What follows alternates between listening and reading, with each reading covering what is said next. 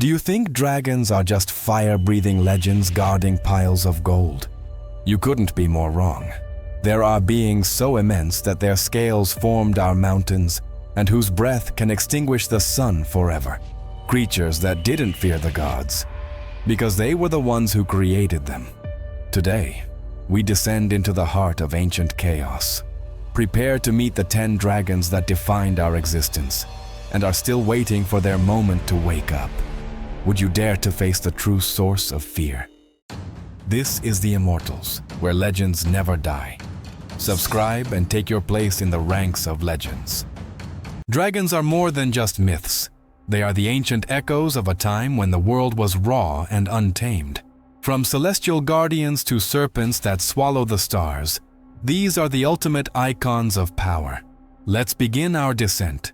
Starting off the top at 10, Fafnir, the dragon of greed. What happens when a man's heart becomes darker than that of a beast?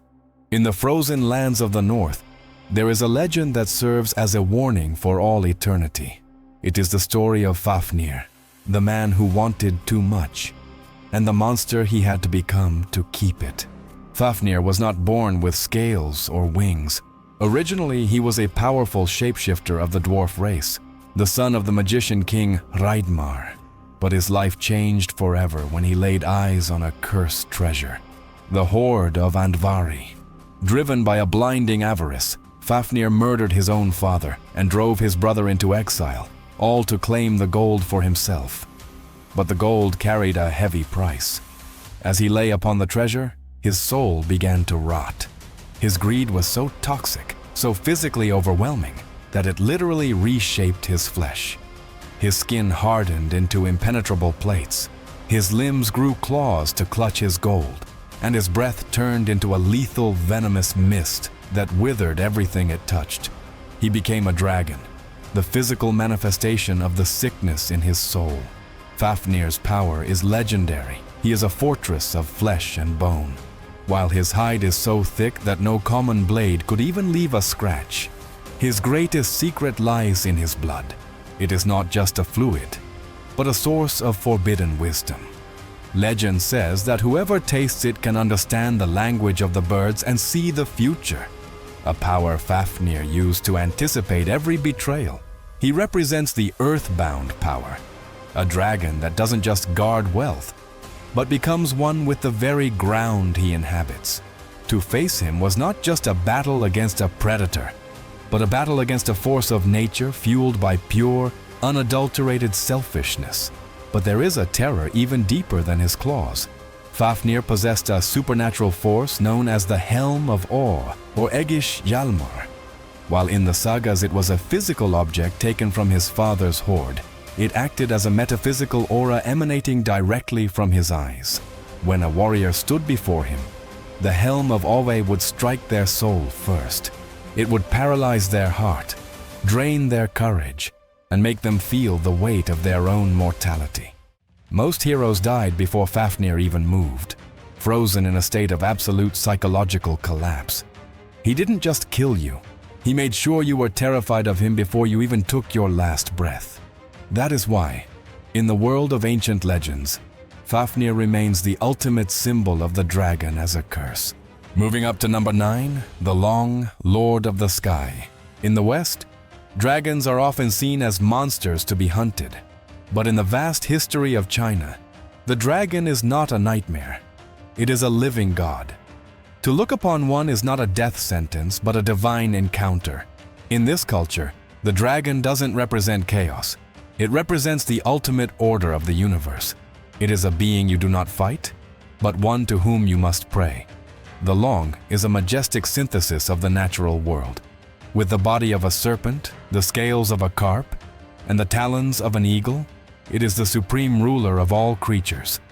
For thousands of years, the emperors of China claimed to be the direct descendants of these celestial beings. But the dragon's authority isn't just political. It is elemental. They are the masters of Qi, the vital energy of the world. While other dragons destroy, the Long provides. They are the guardians of the rivers and the architects of the rain. Without them, the earth would wither and empires would crumble into dust. Their power is subtle, yet absolute. They do not need fire to dominate. They control the weather that dictates human survival. With a single flick of its tail, along can summon a life-giving rain or unleash a typhoon that swallows entire coastlines. They are beings of infinite wisdom, swimming through the air as if the atmosphere itself were a deep, golden ocean. They are the bridge between the mortal realm and the divine heavens, moving with a grace that defies the laws of physics. However, there is a biological secret to their divinity.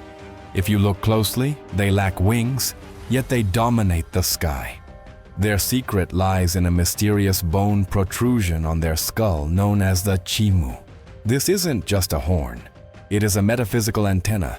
The chimu allows the dragon to harmonize with the vibrations of the cosmos, granting them the power to ride the wind.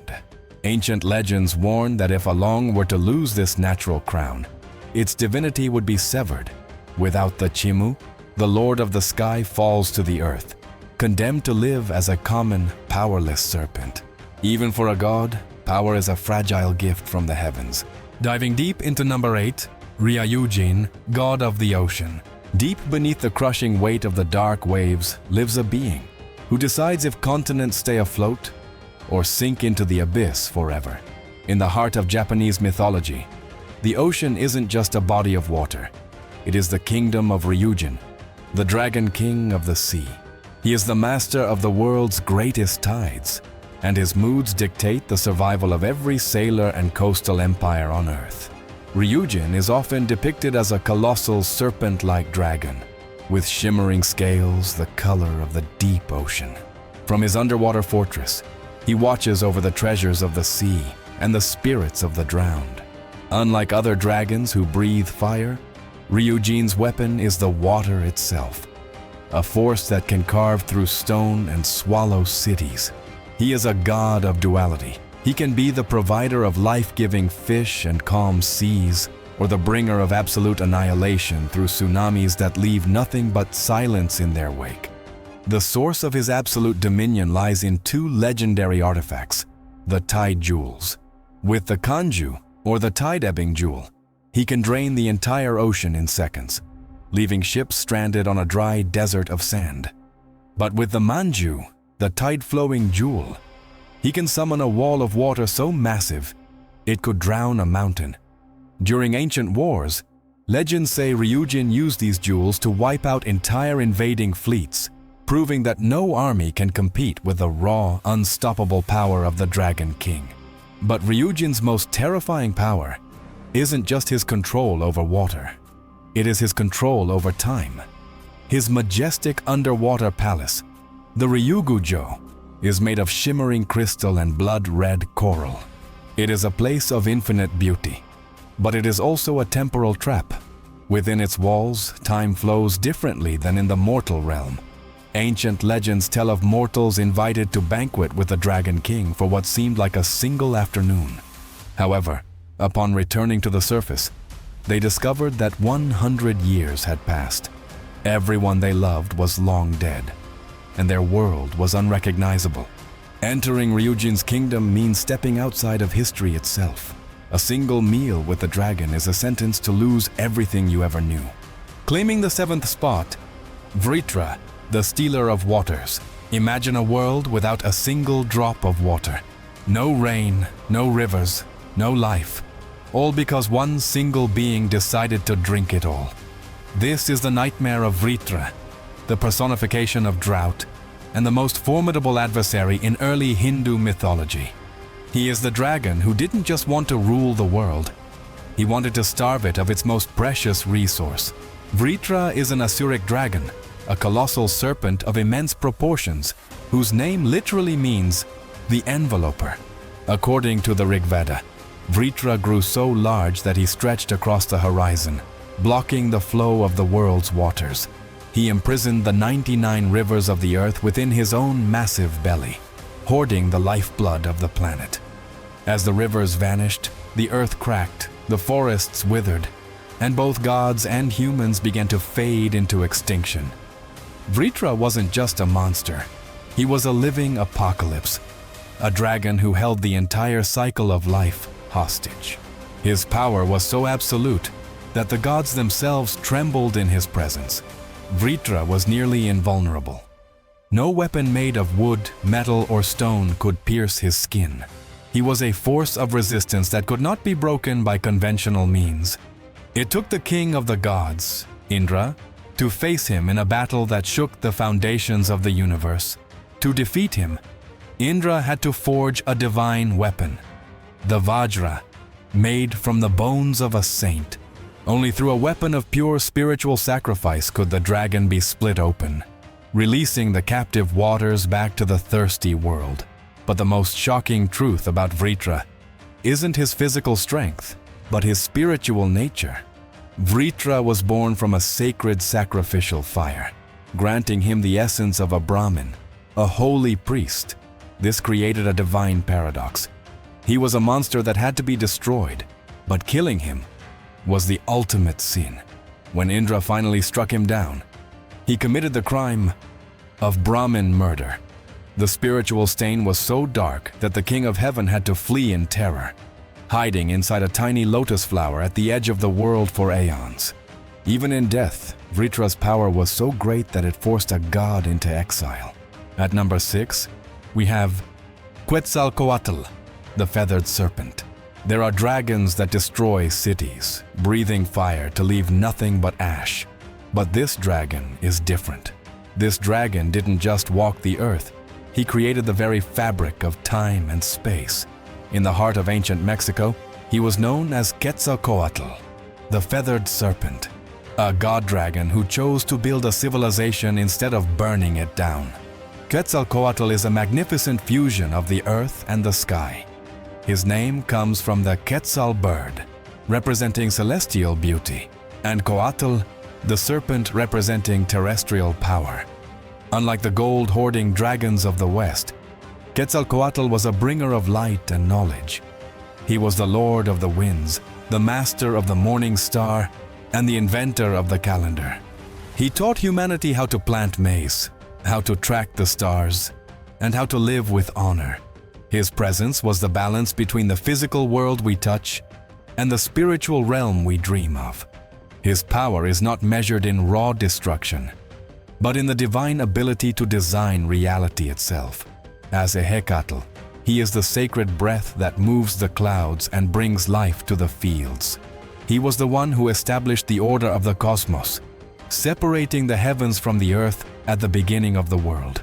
While other dragons represent the end of days, Quetzalcoatl represents the eternal cycle of renewal.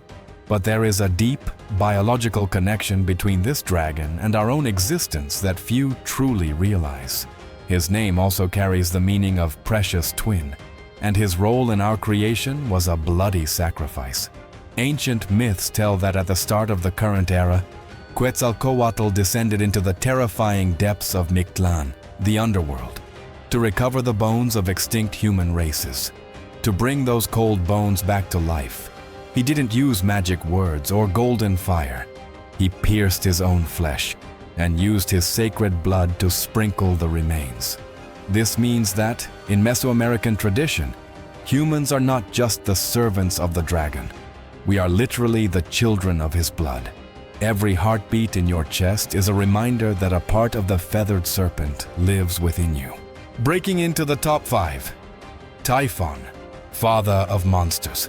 He was so vast that his head struck the distant stars, and his outstretched arms reached from the east to the west. When the Greek gods saw him rising from the earth, they didn't stay to fight. They fled in terror, transforming themselves into animals just to hide from his gaze.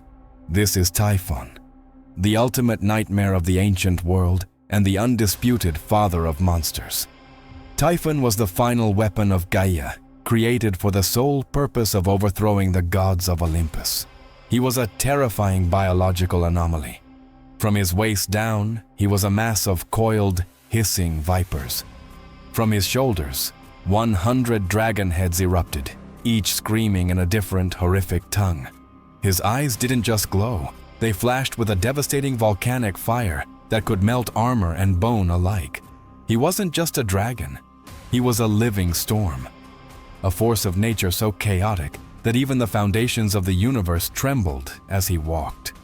His power was so overwhelming that he achieved what no other titan or giant could. He nearly killed the king of the gods. In their first apocalyptic encounter, Typhon managed to overpower Zeus. He didn't just defeat him, he disarmed him, physically tearing out the tendons from Zeus's hands and feet, leaving the ruler of Olympus a helpless, broken prisoner in a cave. Typhon represents the raw, primal power of the earth that refuses to be tamed by divine law. He is the only being in Greek mythology who forced the gods to realize they were not as invincible as they believed.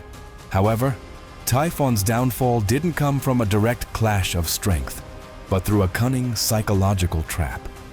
As he prepared for his final victory, the Moiras, the personifications of fate, approached him with a gift. They offered him the ephemeral fruits, claiming that consuming them would grant him absolute god-slaying power. Blinded by his own arrogance, Typhon ate the fruits. But instead of granting him strength, the fruits were a trap of mortality. They instantly drained his divine vitality, leaving his massive body heavy and exhausted. Weakened and betrayed by his own hunger, he was finally crushed under Mount Etna by Zeus's thunderbolts. To this day, every time the volcano erupts, it is said to be Typhon's muffled roar, still cursing the fate that tricked him into his eternal prison. Holding the world at number 4, Jörmungandr, the world serpent. Imagine a creature so vast that the entire planet is encircled by his suffocating grip. If he lets go of his own tail for even a single second, the foundations of reality will shatter, and the clock of the apocalypse will begin to tick. This is Jormungandr, the Midgard Serpent, the living boundary of the Norse world, a being whose scales form the floor of the deepest oceans, and whose breath is the mist of death that awaits us all at the end of time. Jörmungandr is the child of the trickster Loki. Odin, the All-Father, threw him into the great ocean out of fear, hoping the abyss would swallow him. But the depths could not contain such a creature. He grew until his monstrous body encircled the entire globe, eventually biting his own tail to complete the circle of fate. He is not just a monster hiding in the sea, he is the colossal weight that stabilizes the tides and holds the earth together. He remains a silent, coiled titan, waiting for the day when the final battle of Ragnarok begins. His power is measured in global annihilation.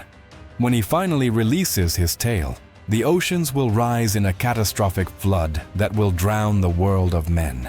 But his most lethal weapon is his Iter, a primordial poison so concentrated that it permeates the air and the water.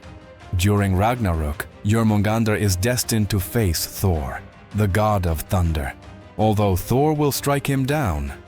The serpent's venom is so potent that the god himself will only be able to take 9 steps before collapsing. He is the only being destined to extinguish the life of the strongest of the gods, proving that divine strength is no match for the serpent's rot. However, history almost ended prematurely. Long before the end, Thor managed to hook Jörmungandr during a fishing trip. As the serpent's head broke the surface, the giant Hymir was so paralyzed by terror that he cut the fishing line before Thor could strike. While Thor was furious, the giant's cowardice actually saved existence. If Jörmungandr had died that day, the cycle of fate would have been broken, triggering the end of time centuries before it was meant to happen. The world survived only because a giant was too afraid to let a dragon die, reminding us that even fear can be the only thing keeping reality from falling apart. Reaching the cosmic scale at number 3, Apophis, enemy of the sun. Every single night, while the world sleeps in ignorance, a cosmic war is waged in the shadows to ensure the sun can rise once more. In the heart of ancient Egypt, darkness wasn't just the absence of light, it was a predator. This is Apophis, the serpent of chaos, an entity representing the ultimate hunger of the void, waiting at the edge of the universe to swallow everything we have ever known. Apophis, also known as Apep, is the personification of absolute chaos and non-existence. He is the antithesis of creation, a wound in reality that existed even before the gods. His only goal is to devour the sun god, Ra, as he travels in his solar bark through the underworld. If he succeeds, the universe would plunge into an eternal, silent night, where time and life cease to exist. He is the end of all things. His power is not measured in physical strength, but in metaphysical corruption. Apophis cannot be killed. He is a fundamental force of the universe. Every night, a cosmic battle occurs on the solar bark. While most gods fall victim to the serpent's hypnotic gaze, it is the god Set who stands at the prow, the only one strong enough to resist the dragon's trance and pierce its coils with a golden spear. He represents a threat that is never truly defeated, only delayed. If he were to succeed for even a second, the laws of physics would unravel, and the world would return to the chaotic waters of the primordial void. To the ancient Egyptians, Apophis was a visible, terrifying reality. They believed that solar eclipses were not astronomical events, but moments where Apophis actually succeeded in swallowing the sun during the day. In those minutes of darkness, the entire population fell into a state of ritualistic desperation. Thousands would gather to scream, chant, and beat drums, creating a deafening wall of noise. They believed this collective will provide the energy Ra needed to fight back from inside the serpent's belly. Every eclipse that ended was seen as a victory won by the screams of humanity, forcing the dragon of darkness to spit the light back into the sky. The absolute pillar at number 2, Bahamut, the pillar of reality. What supports the very world you walk upon? What prevents the earth from falling into the infinite void? The answer is not physics, but a being so immense that your mind would collapse just by attempting to visualize its scale. This is Bahamut, the celestial foundation of existence, a creature that doesn't just live in the universe. It serves as the base for everything we have ever known. In ancient Arabian cosmology, reality is a vertical hierarchy of impossible proportions. And at the bottom of this divine tower lies Bahamut, often misrepresented in modern games as a winged dragon. The original Bahamut is a gargantuan, shimmering serpent fish swimming in a cosmic ocean. Though he is a celestial fish, his form is so serpentine and his power so divine that ancient cartographers knew him as the ultimate great serpent of the abyss. Upon his back, he supports a massive bull. Upon that bull rests a mountain of ruby. And upon that mountain, an angel carries the 7 earths. Bahamut is the silent titan that prevents the architecture of creation from sliding into chaos. He is not a predator, but a guardian of stability, a cosmic anchor in a volatile universe. His power is not measured in battles won, but in the absolute, terrifying weight he can endure. Bahamut represents the power of equilibrium. He is so massive that the concept of war is beneath him. There is no fire hot enough to burn his skin, and no blade sharp enough to pierce his hide. He doesn't need to fight because there is no being in any pantheon that could even hope to disturb his rest. He is the ultimate support of the world, a force that maintains the balance between the heavens and the abyss. To understand his true size, we must look at the ancient texts of scholars like Al-Qazwini. It is said that if all the oceans of the earth were collected and poured into one of his nostrils, they would be like a single grain of sand in a vast desert. This image shows that humanity is practically invisible to him. We are less than dust on his scales. Ancient legends claim that his breath causes the tides, and his smallest movement is what we perceive as earthquakes. He is so colossal that he is immune to any form of threat. There is simply nothing in all of creation large enough to even wound him. He is the only being on this list that is truly, physically untouchable. And finally, crowning our list, at number 1, Tiamat, the mother of chaos. We have finally reached the beginning of all things. The being that stands at the pinnacle of this list doesn't just live in our world. Our entire world was carved from her remains. She is the primordial mother, the ocean of chaos, and the source of everything that exists. This is Tiamat, the Babylonian dragon of the salt seas, whose death gave birth to the very stars you see at night. In the dawn of time, before the earth had a name, there was only Tiamat. She is the personification of the saltwater ocean, a colossal dragon goddess who represents the raw, untamed potential of the universe. She is the mother of the first generation of gods and the creator of the most terrifying monsters in history.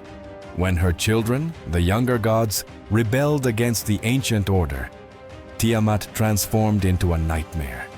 She birthed an army of 11 monstrous creatures, serpents with venom for blood and dragons clothed in terror, to reclaim the cosmos. She is not just a participant in the war of creation, she is the battlefield itself. Her power is truly infinite because it is the power of origin.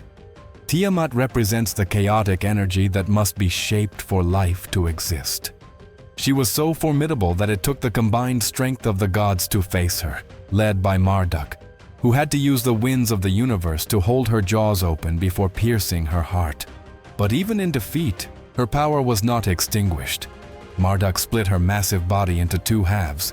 With one half, he fashioned the dome of the heavens, and with the other, he shaped the foundations of the earth. Every mountain you climb, and every breath of air you take is a part of Tiamat. She is the matter that composes our reality. But the most haunting legacy of Tiamat is the water that sustains our very lives. Ancient Babylonian texts, such as the Enuma Elish, reveal that after her fall, the god Marduk pierced her eyes to create the sources of the Tigris and Euphrates rivers. This means that the cradle of human civilization was literally fed by the tears of this primordial dragon. Every time an ancient Mesopotamian drank from the rivers or watered their crops, they were surviving on the grief of the mother of chaos. We are not just living on her body, we are surviving on her sorrow. Tiamat is the ultimate immortal. For as long as the earth exists and the rivers flow, she remains the silent foundation of our entire existence. Dragons are the absolute power we cannot control. But tell me, immortal, which one would you dare to face? Let me know in the comments, hit that like button, and if you crave more ancient power, click here to discover the top 10 most evil gods in mythology.